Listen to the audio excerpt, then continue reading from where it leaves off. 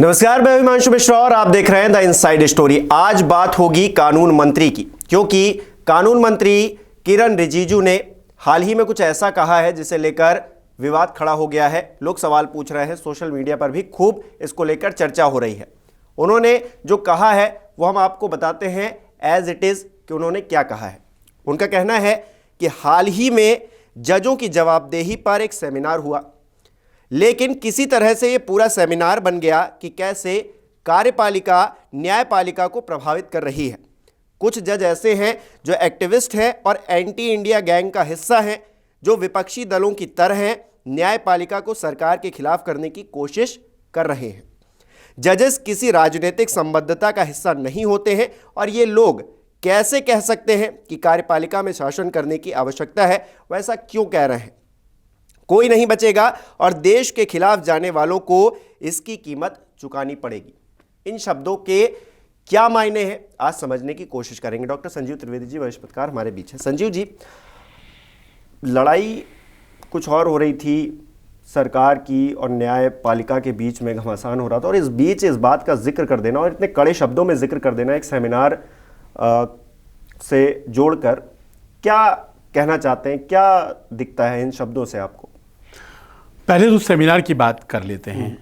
18 फरवरी का ये सेमिनार है जिसके बारे में संभवतः बात की जा रही है, और इस सेमिनार में अकाउंटेबिलिटी ऑफ द जजेस, यानी कि जो न्यायमूर्ति हैं, जजेस हैं, उनका उत्तरदायित्व जो है वो उसके आसपास ये विषय था। पर यह विषय भले ही अकाउंटेबिलिटी ऑफ द जजेस था, लेकिन अचानक डिबेट, जैसा कि रिजिजू साहब लॉ मिनिस्टर कह रहे हैं, वो कोलेजियम सिस्टम पे आ गया। और कोलेजियम सिस्टम पर आ गया और फिर भावना ये होती चली गई कि क्या ये कोशिश सरकार की कि कोलेजियम में सरकार का प्रतिनिधि होना चाहिए, मौजूदा कोलेजियम सिस्टम अच्छा नहीं है, वो क्या दखलंदाजी है, सरकार की दखलंदाजी जुडिशरी में है क्या, और वो क्या बढ़ गई है? बहस इस पर होती चली गई। इसी घटना विशेष को कोट करते हुए एक टेलीविज़न चैनल के कॉन्क्लेव में लॉ मिनिस्टर किरण रिजिजू साहब ने बात कही है, और जजेस के लिए शायद एंटी इंडिया शब्द रिटायर्ड जजेस के लिए ही सही, ये मैंने पहली बार सुना है। और जाहिर है कि वो देश के कानून मंत्री हैं, तो इस तरह से बहुत सख्त लहजे में अपनी बात कहने की उनके पास वजह रही होगी। मैं उनके बयान को जो आप पढ़ रहे थे उसको अगर मैं डीकंस्ट्रक्ट करूं, तोड़ूं, तो मुझे एक समझ में बात आती है कि कुछ लोग हैं जो ये बात फैलाने की कोशिश कर रहे हैं कि जो सरकारें हैं वो जुडिशरी पर काबिज होना चाहती हैं, पहली बात। और दूसरी बात ये कि ये वैसे लोग हैं, वैसे एक्टिविस्ट हैं, वैसे रिटायर्ड जजेस हैं जो एंटी इंडिया गैंग का हिस्सा हैं। ये मैं एंटी इंडिया गैंग, ये कैसी गैंग है? कौन से लोग हैं इसमें? क्या सरकार के खिलाफ बोलने वाले, अपनी जो उनकी विचारधारा है वो सरकार से मैच नहीं करती है, ऐसे लोग उसमें शामिल हैं? ये एंटी इंडिया गैंग जो है, ये समझ में नहीं आता। ये सरकार कैसे लोगों के लिए यूज करती है, किन लोगों के लिए इस्तेमाल करती है राजनीतिक तौर पर? वैसे तो समझ में आता है कि चलिए अभी फिलहाल देश के खिलाफ बोले। अभी फिलहाल देखिए, अभी फिलहाल तो ये है कि एक ऑपोजिशन है सरकार के खिलाफ, सरकार ऑपोजिशन, और एक सिविल सोसाइटी में एक वर्ग तैयार हो गया है, ऐसा सरकार कहती है, जो कि सरकार के सभी नीतियों का विरोध करता है। एक ऐसा वर्ग जो कि भारत के हितों से विपरीत, वो आज़ादी, वो धार्मिक हक, इस तरह की बातों को वो तवज्जो देता है। उसका सीधा राजनीति से लेना देना नहीं होता है, पर वो परोक्ष रूप से विपक्ष का साथी होता है। उसको कई नामों से बुलाया जाता है, इस सिविल सोसाइटी के समूह को। कुछ लोग उसे अर्बन नक्सल कहते हैं, जो कि ऐसे नक्सलाइट्स जो जंगलों में रह नहीं रहे हैं बल्कि शहरों में रह रहे हैं, है ना। कुछ लोग उसको सिविल एक्टिविस्ट्स बोलते हैं। अमूमन ये शब्दावली का प्रयोग सरकारें करती हैं, सरकार करती है, मौजूदा सरकार की अगर हम बात करें, और ये कहा जाता है कि उनकी साजिश सरकार के खिलाफ तो है ही, दरअसल देश के भी खिलाफ है, क्योंकि सरकार देश के हक में सोच रही है, और अगर वो सरकार के खिलाफ सोच रहे हैं तो वो देश के खिलाफ सोच रहे हैं। ऐसे जजेस जो उन्होंने ताउम्र वकालत की, उसके बाद जज बने और बहुत सारे फैसले दिए, उन्होंने अगर कुछ कहा तो उसे सीधे तौर पर एंटी नेशनल गैंग का हिस्सा बता देना, ये कितना सही लगता है? क्या मतलब लगता है कि इस तरह की शब्दावली उन जजेस के लिए, हमारी न्यायपालिका का जो हिस्सा रहे हैं, एक जो व्यवस्था बनी है उसका हिस्सा रहे हैं, उनके लिए कह देना? देखिए, उस कार्यक्रम में तमाम लोगों में प्रशांत भूषण थे। प्रशांत भूषण एक बहुत बड़े लॉयर हैं हमारे देश के, सीनियर एडवोकेट। उनके पिता शांति भूषण, वो भी बहुत बड़े लॉयर थे, देश के कानून मंत्री भी रहे थे। प्रशांत भूषण सिविल सोसाइटी और वैसे राजनीतिक मिजाज वाले व्यक्ति के तौर पर जाने जाते हैं सिविल सोसाइटी में, जो कि कई सवाल खड़े करता है, मुद्दों पर सवाल खड़े करता है। और मैंने उनको कांग्रेस के शासनकाल में अरविंद केजरीवाल के एजिटेशन से जुड़ते हुए भी देखा, जब उन्होंने कांग्रेस की सरकार के खिलाफ सवाल खड़े किए, और उस तरह के केसेस वो फ्री में करते हैं। बड़े लॉयर हैं, अच्छी फीस है उनकी, लेकिन वहाँ पर उन्होंने उस वक्त अरविंद केजरीवाल का साथ दिया। बाद में उन्होंने अरविंद केजरीवाल पर भी सवाल खड़े किए, जिनका साथ दिया था उन्होंने कांग्रेस की सरकार, केंद्र सरकार के खिलाफ। बाद में उन्होंने अरविंद केजरीवाल, क्योंकि वो एक ऐसी विचारधारा को मानते हैं जिसमें कि एक सेट पैटर्न के हिसाब से सत्ताधारी वर्ग अगर बिहेव नहीं करता है तो उसे प्रश्न पूछा जाना चाहिए, तो वो पूछते हैं। तो अरविंद केजरीवाल ने भी उनको बेदखल किया, कांग्रेस वालों ने भी किया, उनके खिलाफ हो गए थे, ये भी हो गए। उसके बाद धीरे धीरे सत्ता में जब भारतीय जनता पार्टी केंद्र और बहुत राज्यों में जम गई, उन्होंने भारतीय जनता पार्टी के खिलाफ भी तमाम मुद्दे, सवाल खड़े करने शुरू किए। आपको मैं बताऊं कि पिछले दिनों जो इलेक्शन कमीशन को लेकर के एक फैसला आया ऐतिहासिक, कि वहाँ इलेक्शन कमिश्नर की जो नियुक्ति होगी वो कॉलेजियम के जरिए होगी। ये केस भी प्रशांत भूषण ने ही फाइल किया था, और भी लोगों ने फाइल किया था, लेकिन सबसे ज़्यादा एक्टिवली प्रशांत भूषण इस केस को लड़ रहे थे, ज़रा भी यही कर रहे थे। और अभी हालिया जो फैसला आया है उसमें भी जरा इन्हीं का था, तो वो फैसला सरकार के खिलाफ गया था। तो प्रशांत भूषण की अपनी एक छवि है, उस कार्यक्रम में वो थे। तो क्या वो उनका होना, क्या वो ये तय कर देता है कि वहाँ जितने लोग थे वो प्रशांत भूषण की सोच के थे? और अगर थे भी तो क्या उन्हें एंटी इंडिया कहा जा सकता है? एक चीज़ ये भी, क्योंकि कुछ कंफ्यूजन किरण रिजिजू जी ने भी क्रिएट किया।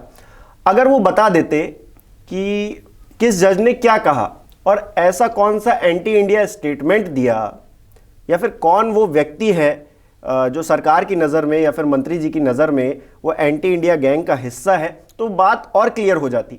लेकिन ना वो बात बताई गई, ना किसी का नाम लिया गया, सिर्फ सख्त लहजे में ये कह दिया गया कि बचेंगे नहीं, छोड़ा नहीं जाएगा। उस सेमिनार में जस्टिस यूयू ललित भी थे। कई सेशन हुए उसमें कई सेशंस हुए थे, तो जाहिर है बहुत से जजेस थे। तो उसमें जस्टिस यूयू ललित का नाम इसीलिए ले रहा हूँ कि कुछ दिनों पहले तक हमारे देश के वो चीफ जस्टिस ऑफ इंडिया थे, बहुत कम अवधि के लिए ही सही, लेकिन वो हमारे देश के चीफ जस्टिस रहे।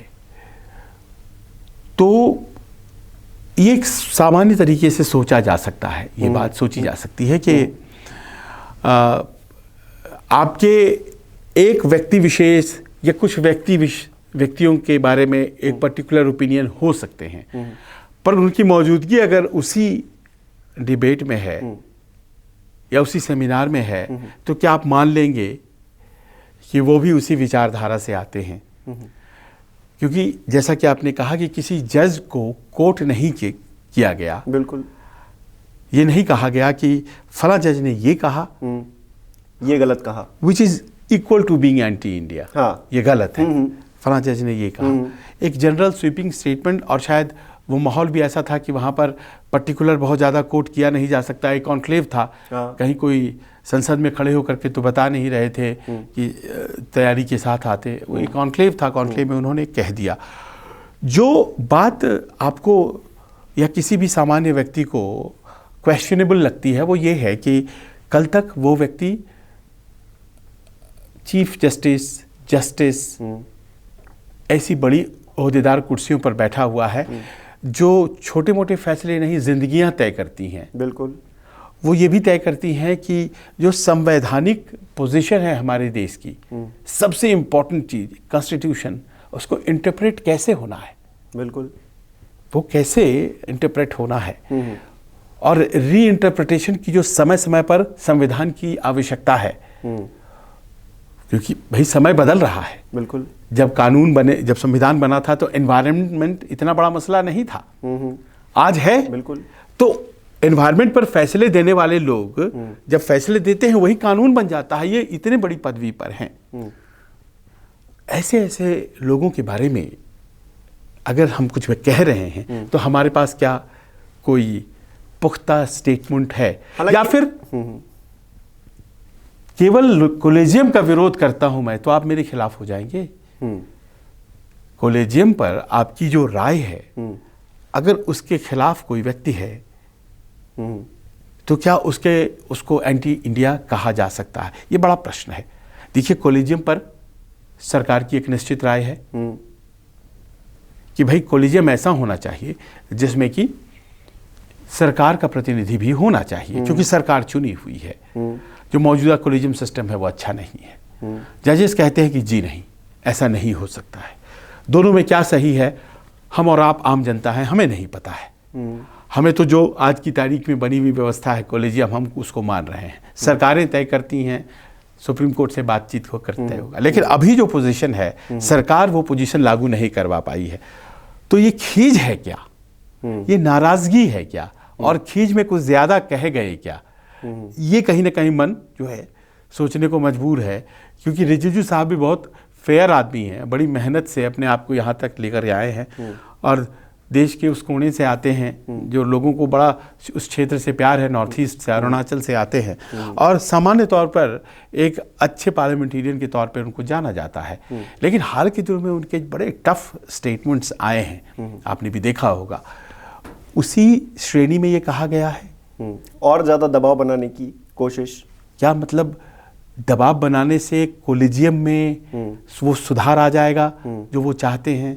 क्या वो जिनको कन्विंस करना है उनको बहुत टफ पोजीशन लेने पर मजबूर तो नहीं कर रहे हैं? ये सारी बातें इस बयान के बाद। इस सरकार की एक खास बात और लगती है, खास बात क्या कहूँगा, मतलब ये हैरान करने वाली बात है कि उनके खिलाफ कोई भी बोले, किसान आंदोलन वो भी एंटी इंडिया हो जाता है, सीएए का प्रोटेस्ट वो भी एक टाइम पर एंटी इंडिया हो जाता है, एक जेएनयू में कुछ नारे लगते हैं कथित तौर पर, हालांकि उसके बारे में फिर क्या होता है कोई नहीं जानता, वो भी एंटी इंडिया हो जाता है, और अब जजेस भी एंटी इंडिया, कुछ जजेस जिसका जिक्र वो करते हैं। तो अब क्या, क्योंकि इस बयान तो अब दिया गया है, तो हम उम्मीद ये करेंगे कि अब उन लोगों पर आगे सुनवाई भी हो, उन लोगों पर कार्रवाई भी हो। अगर उन्होंने कुछ ऐसा स्टेटमेंट दिया है, अगर उन्होंने कुछ एंटी नेशनल बोला है, तो उसको लेकर आगे भी बात होगी। या फिर ये सिर्फ अगर राजनीतिक तौर पर बोल दिया गया है तो ये बड़ी मतलब गंभीर स्थिति है, क्योंकि जजेस पे इस तरह से सवाल उठा देना ये अपने आप में गंभीर स्थिति है। अगर कार्रवाई होती हुई नजर आएगी तब तो लगेगा कि हाँ ठीक है, या फिर कोई कुछ सवाल जवाब हो कि आपने ऐसा क्यों बोला, किसने बोला, आंतरिक तौर पर ही हो, ठीक है, बाहर बातें ना आए, लेकिन हो जरूर अगर ऐसी बात है तो। नहीं, क्योंकि इससे विश्वास, क्योंकि आम आदमी का विश्वास फिर इससे डगमगाएगा। कि अगर हाँ, जजेस पर ही सवाल उठ जाएंगे तो जो फैसला सुना रहा है, अगर हम कहें कि यही एंटी नेशनल है, ये तो एंटी नेशनल गैंग का हिस्सा है, अगर हमारे दिमाग में ये बात बैठ जाएगी तो वो व्यवस्था ही ध्वस्त हो जाएगी, एक विश्वास भी उस पर। हाँ, बिल्कुल। पाकिस्तान का उदाहरण देख लीजिए। इमरान खान कहते हैं कि हम जजेस की बात नहीं मानेंगे और अपने समर्थकों को जमा कर लेते हैं, और वो हुक्म की तामील ही नहीं हो पा रही है जो जजेस ने पास किया है। देखिए, एक शब्द होता है कि वो जो रसूख इकबाल, कि एक जज जो कुर्सी पर बैठे हुए हैं न्याय की अदालत में, उनका जो सम्मान है वही कानून की ताकत है। बिल्कुल।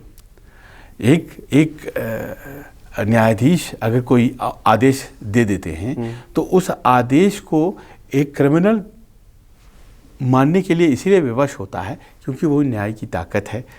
कुल लड़ाई हो जाए, कुछ हो जाए, हम कहेंगे कोर्ट में मिलिएगा, रूल ऑफ लॉ। वहां पे सच, दूध का दूध और पानी का पानी हो जाना है, सबको इस बात पर भरोसा। इसी को कहा जाता है रूल ऑफ लॉ, कानून का शासन है। लेकिन हाँ, ये भी सही है कि अगर उसको हिला देंगे हम तो फिर जो इंस्टीट्यूशन है वो कमजोर पड़ेगा। जजेस को कमजोर करने का लक्ष्य नहीं है, हाँ। जुडिशरी को मजबूत करने का लक्ष्य है। यहां पर मैं ये बात मान सकता हूं कि हो सकता है कि जो कोलिजियम सिस्टम आप लाना चाहते हो, कल को वही कोलिजियम सिस्टम एक्सेप्ट कर लिया जाए जुडिशरी के द्वारा। आपसी सहमति से होना है ना। हो सकता है कि जुडिशरी के पॉइंट ऑफ व्यू से आप कन्विंस हो जाएं कि कोलिजियम दरअसल वैसा ही रहना चाहिए जैसा फिलहाल है, जज ही जज को चुने। जजेस भी ये बात कहते हैं कि कोई भी सिस्टम परफेक्ट नहीं होता है, कोलिजियम सिस्टम भी परफेक्ट नहीं है, पर इसकी बेहतरी का तरीका क्या पॉलिटिकली उसको चार्ज कर देने से है कि जजों को चुनने में एक राजनीतिज्ञ भी जोड़ लिया जाए, या 2 राजनीतिज्ञ जोड़ लिया जाए, या प्रधानमंत्री का प्रतिनिधि जोड़ लिया जाए। इससे सही हो जाएगा क्या? तो बहुत इस पर डिबेट है, और इसमें कानून मंत्री अपनी बात कहने के लिए सर्वथा आज़ाद हैं। ये बात उनकी, बहुत से लोग समर्थक हैं उनके।